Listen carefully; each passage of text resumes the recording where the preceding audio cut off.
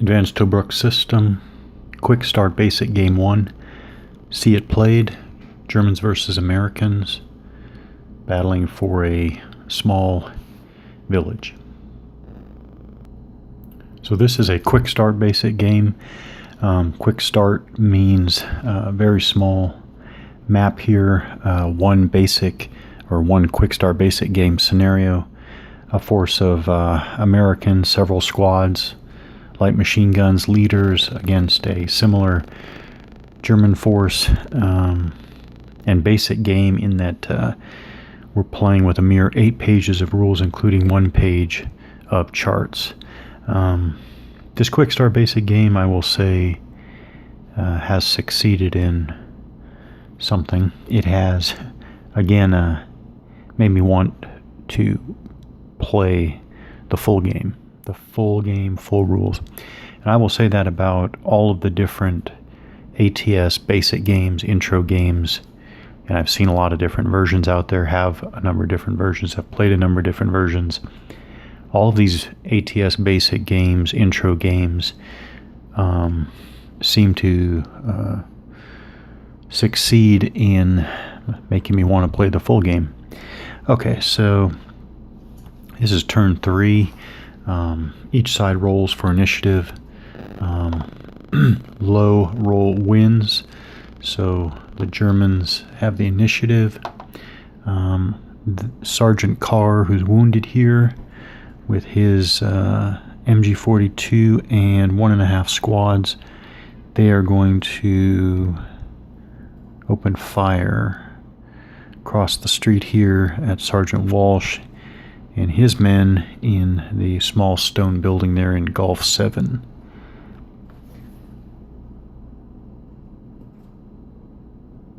The Germans mass 15 gunfire factor, so that's going to be resolved on the 14 column. +3 for the masonry building, -1 for the NCO leadership. For a net +2, they roll a 2, +2 is 4. On the 14 column is a C3. So 3 casualties on the Americans' part. I'm going to make the decision to keep Sergeant Walsh in good condition. I'm going to take the first casualty. He's going to come off of the full squad with the machine gun there. So it's going to, the first one is going to flip that squad over to their half-strength side. And then for the remaining 2, I'm actually going to eliminate the bar gunner. So that would be 1 and then 2 to eliminate. So the squad here still has to do his morale check. And adjacent full squads are going to add 1. So 1, 2, 3. So we had 3 for the adjacent full squads. So their morale is a very high 7 still. +3 is 10. +1 for the NCO. It's 11. So basically only fail on a 10 morale check.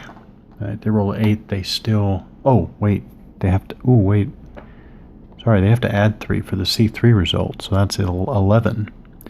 So actually I do have to compute this all the way. So it's 7, 8, 9, 10, 11 for the NCO. So actually they just barely make it. Okay. I got to remember that actually. So 8 +3 for the C3 results is 11. The morale of the half squad there is 7 +3 for the adjacent full squads. That's 10 +1 for Sergeant Walsh in the hex. That's 11. Okay. So it's the American Impulse. We're actually going to, Captain Ralph here is actually going to send 2 squads forward to reinforce Sergeant Walsh. And I think this is going to create a situation where we have units in this hex here in 2 different cover states, because the Germans are going to respond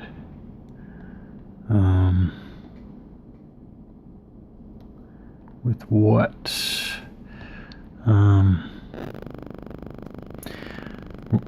Actually going to see if we can get a group fire.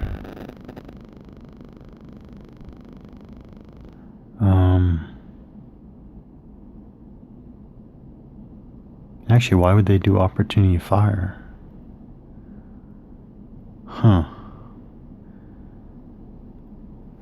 So the Americans move the 2 squads forward. It can be crawling movement.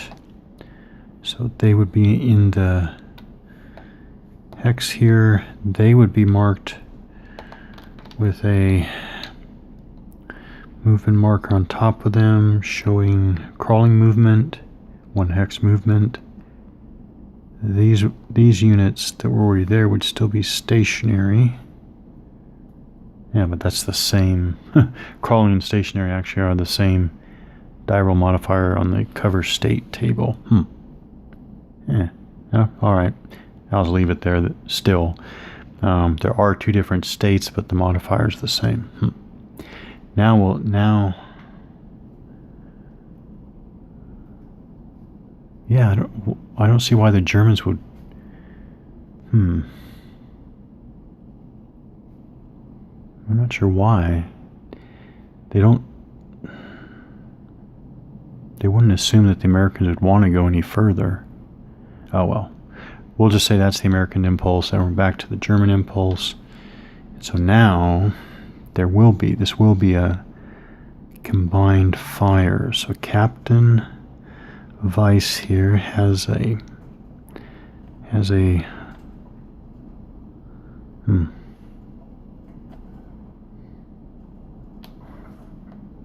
so you got a squad here on its last step. So they have 3 gunfire factors, 4 minus 1, and then the sergeant here. Yeah, the MG42. Oh, 2 MG40. Yeah, definitely want to. Oh, so actually,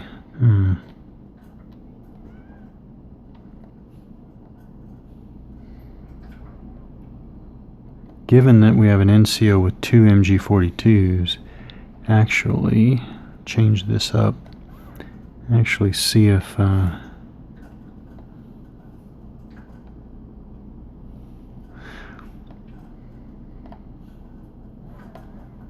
Move units aside. Check for line of sight.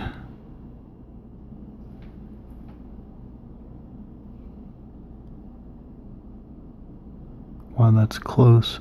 Oh man. Which way to call that?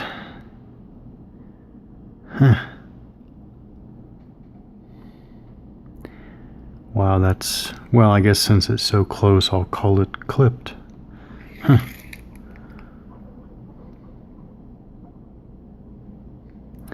Yeah, so... And let's play that. The Germans lose their impulse for that. They don't fire, they're not marked as fire, but... the Germans lose their impulse, so we'll go to the American impulse. But let me double check that. I do think that's spelled out even in these Quickstart basic game rules. Yeah, so the German player loses the impulse. So I think it's the American impulse. Americans are going to fire down from the hill here, right down onto the Germans in the building there, going through the orchard for +1 and +2 for the wood building. It's +3, yeah, and then the gunfire factors are -1 for the casualties down to 5, -1 for firing the machine gun, so down to 4. 4 + 5 for the machine gun is 9, resolved on the 8 column. So 8 column plus 3, 1, 2, 3, 4, 1, 2, 3, 4, 5. Yeah.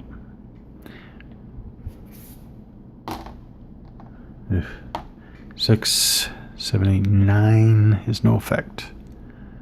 So, no effect. They're fired. It's the German Impulse.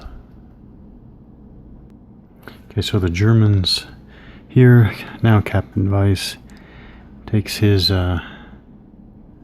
soldiers, fires across the road there into the stone building at Sergeant Walsh and his men. It's 4 gunfire factors, -1 for the casualties, 3 + 7 for the full good order squad. That's 10, so it's result in the 10 column. It's +3 for the masonry building, -2 for the officer leadership for a net +1. Yeah, so they roll a 2, +1 is 3. 3 on the 10 column is a C3. So it is a C3. Mark that. Okay. C3.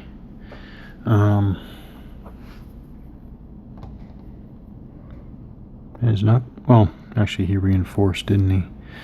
Sergeant Walsh is going to stay good order. I would like to keep him good order. The machine gunners are already at a half squad. I was thinking about the 2 different states. Some I guess have been stationary. Some have crawled into the, or used crawling movement to move into the hex. But presumably when the Germans fired now, they're not using crawling movement anymore. They are stationary with the rest of them. So I think that these can all be treated together, and I think they are all treated together. Oops, and here again we have a good squad, or actually a very good squad, 849, and a kind of an average 656 squad. We have to take 3 losses. I think we're going to pile them all up onto that average squad there. So I'm going to flip it over. That's 2 casualties, and then adding a casualties marker. That's the 3rd casualty. So just the 1 squad there absorbed casualties, so that squad has to do a morale check. It's going to be +3 for the C3 result, but we start with its printed morale of 4, -1 for the casualties is 3, +1, yeah, that half squad doesn't count, +1 for the full squad in the hex. That 4, back up to 4, 5 for the full squad adjacent, 5, and then so 6, +1 for the NCO in the same hex. So 6, 3, 4, 5, 6. 6. See, 6, anything else? Nope, that's it. 10. Oh, okay. So 10, which means we're going to roll again. Now, wow, another close call. 9, if that had been a 10. Okay, so they fail. So they're broken. That's it. It may be how I'm playing, but I in this game, in ATS, I really don't find breaking to be that horrible, which doesn't necessarily bother me. Yeah, I'm not sure broken should be that big a deal. I'm going to cant this now so I don't forget it. So they're broken. That squad's good. Machine gun. Oh, wait. Oh, yeah, I guess the arrow's on there. Machine gun. And Sergeant Walsh. And the Germans are marked fired. And it's the American Impulse. So I wanted Sergeant Walsh and his light machine gun here to soften up the Germans here before advancing with another force, but did not work out that way. They rolled an 8. It's +2 for the wooden building here, -1 for the NCO direction for a net +1. So 8 + 1 is an adjusted roll of 9, and it's on the 10 column because it's 5 for the light machine gun and 5 for the half squad firing the light machine gun. So resolved on the 10 column. 9 on the 10 column is no effect. So they are marked fired, but they still have 1 rate of fire attack with the light machine gun. Now it's the German impulse. The MG42 here returned fire, rolled a 4 on the 4 column. That would be a C1, but it's +3 for the masonry building that the Americans are in right there. The masonry building, -1 for the NCO leadership for a net +2. So 4 + 2 is 6, which actually pushes up to a no effect result. So back to the American impulse. The American 1919 machine gun fired back. Wood building for +2, -1 for Sergeant Walsh's direction for a net +1, but they roll a 9. It's on the 4 column because the M1919 has a gunfire factor of 5, but no effect. So now the 1919 has a rate of fire of 2. That was its second attack this turn, so now they're marked F2, and it is back to the German impulse.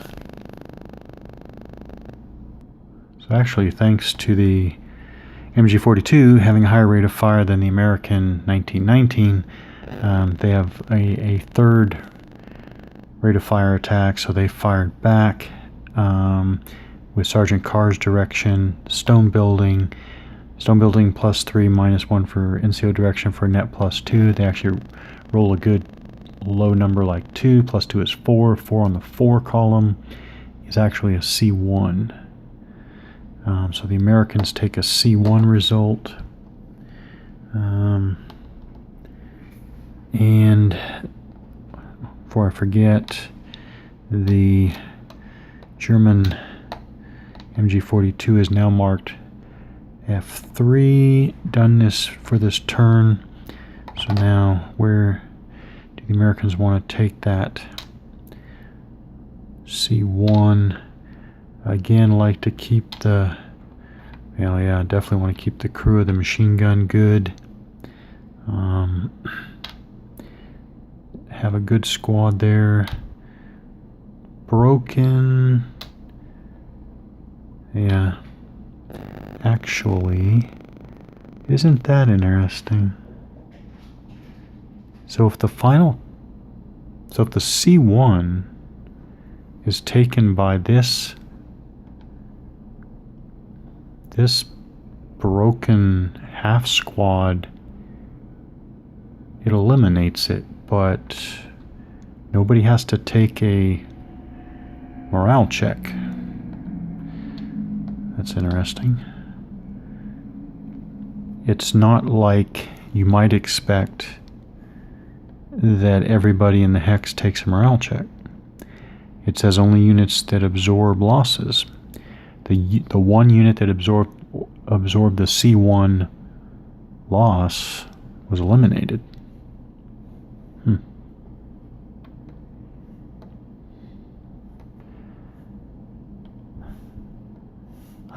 My thinking's gone back and forth as to whether I think all units in a hex should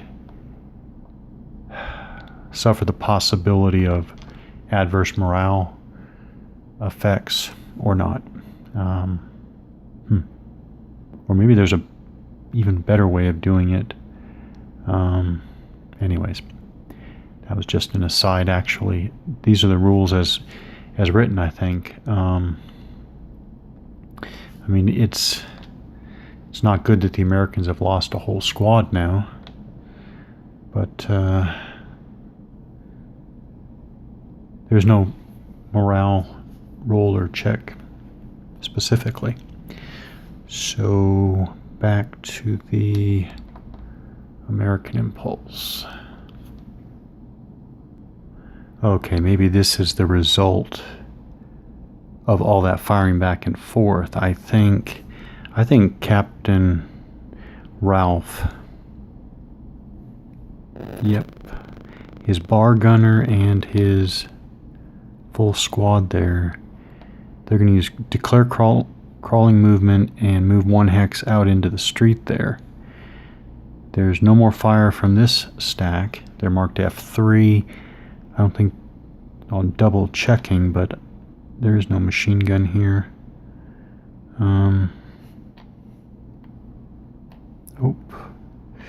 Nope. And just move those to the side.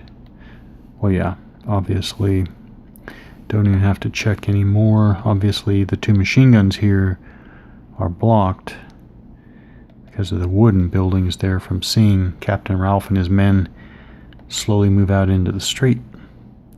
So they used crawling movements with their marked the movement arrow on top, and then it is the German Impulse. Question is what to do with the two machine guns there. Don't want to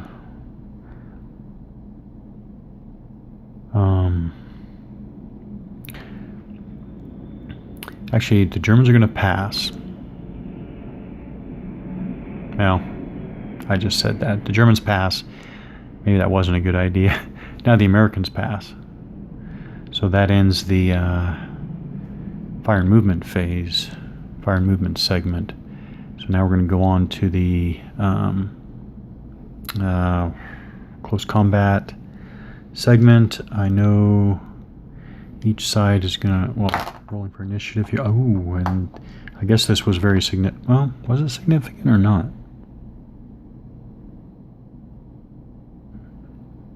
I don't know that it was. Anyways, let's go with some.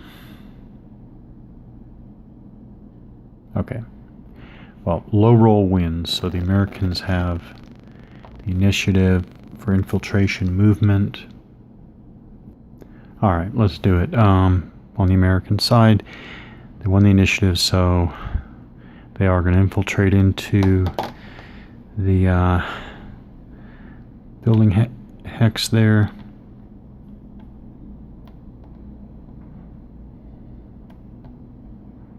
Like that. Now the Germans make a decision now. Do they want to infiltrate it in there? Oh, actually, very important for our demonstration purposes. The first time units, the Americans move into that hex, they are marked, the hex is marked with a melee marker. Which, by the way, makes me think that the Germans couldn't then move out. I don't know if it's clarified in these basic rules or not, but anyways, so the Germans have to make a decision. Do they infiltrate in and reinforce the melee? It's hard for me to decide one way or the other, but I don't think, well, in any case, I'm not going to waste the two MG42s going into this assault this time. So we're actually going to leave it there and pass back to the Americans.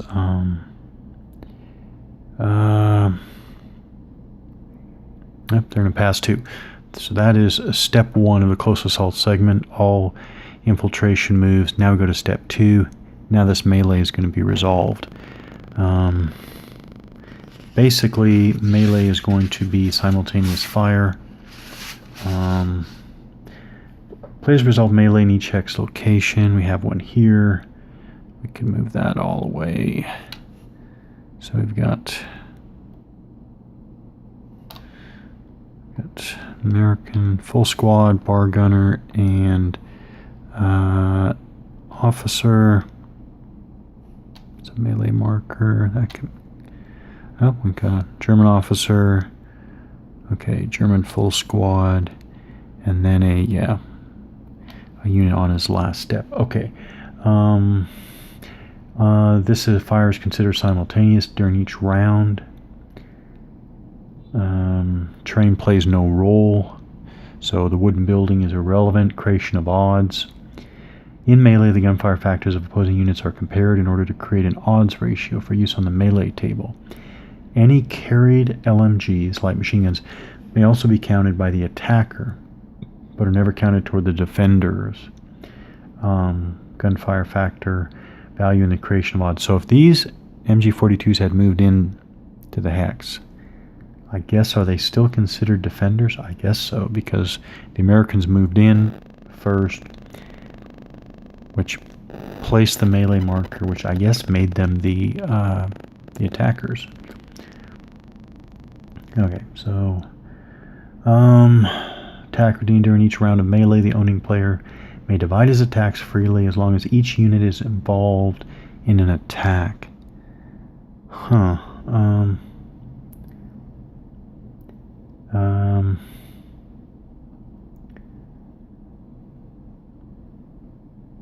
Okay. Attacker declares attacks first before the defender. So I think just all are going to attack all the German defenders. Alright, so figure out the results of the first round here using basically an odds comparison of gunfire factors. The Americans don't have any LMGs, as the attacker doesn't apply. Actually, the Germans don't have any LMGs on the defense either. So figure out what the odds are here and fight this first round of simultaneous fire. Okay, so the first round resulted in nothing, no effect on both sides, but real quickly, I guess, by implication, so the leaders, in this case Captain Ralph on the American side and Captain Weiss on the German side, these leaders in melee, they can either contribute their gunfire factor, 1 in this case, or they can apply their leadership modifier, which as officers would be -2 on both sides. So because you have to compute odds by gunfire factors, I guess you would have to declare what the leader is doing during your declarations, attacker first, then defender, before computing odds and rolling on the table. So that's how I played it. Both officers, because they are officers and they're going to give that -2 DRM, they're directing, not participating in the melee. So each side gets a -2. So the Americans, 6 + 2 is 8 against 3, 4 - 1, 3 + 7 is 10. So 8 to 10 is 1 to 2. They roll a 7. -2 is 5, which is no effect. Germans have the 1 to 1 column, but they roll a 9. -2 is 7, which is also no effect. So I guess we go into another round. We're going to keep going. Melee is going to keep going until one side is eliminated. So I don't think anything is going to change here. Oh, I see what they mean. So I guess... So the Americans as the attacker could say bar gunner is going to attack the weaker squad here, and the full American squad is going to attack the full German squad. But no, we're not going to do that. We're just going to keep them together and see whose luck runs out first, I guess. Okay, they went through another round with no effect. Now yet another round, and they each got a C1. But yeah, we're going to continue doing this until one side's eliminated. And there are no morale checks during the melee. So they each have a C1. So now we do need to apply these losses. So,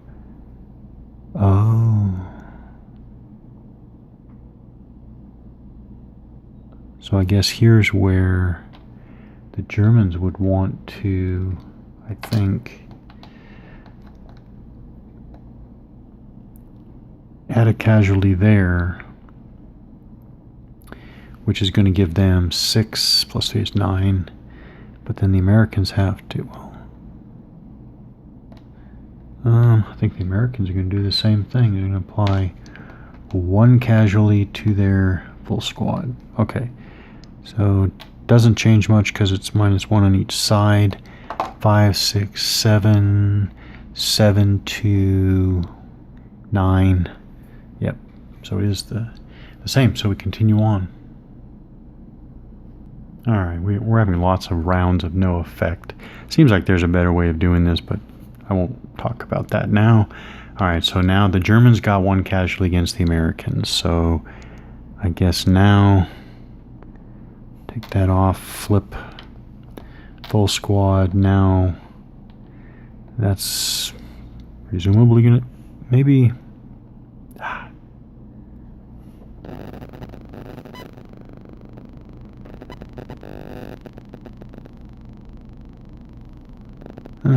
the bars gunfire factors don't go down, so never mind. I guess it would make more sense to leave that for 5 gunfire factors, wound the bar gunner, but his gunfire factors are still 2. So we go for another. Now I'm just going to keep going until some resolution. Okay, now we had major change. Germans rolled a 2, -2 is 2, -2 is 0. So that is a C3. So C3, that's 1, wow, 2,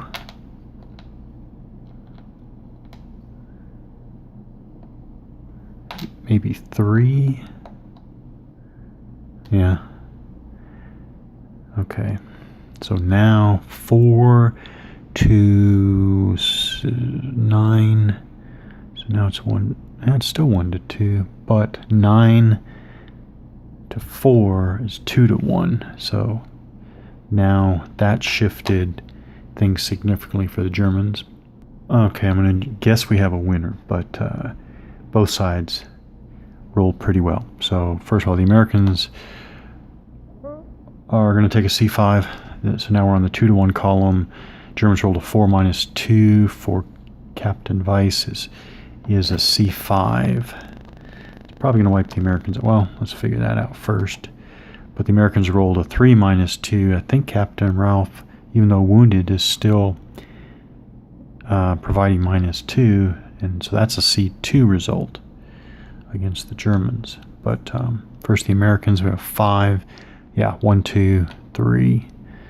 So Americans are wiped out.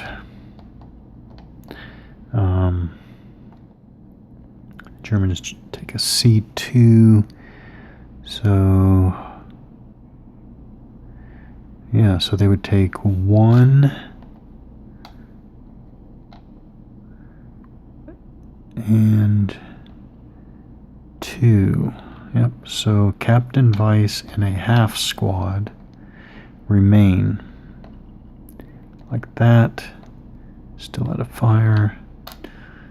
Melee there. And yeah, so the Germans won the melee. Now, by the way, the Americans have eliminated 1 German squad. The Germans have eliminated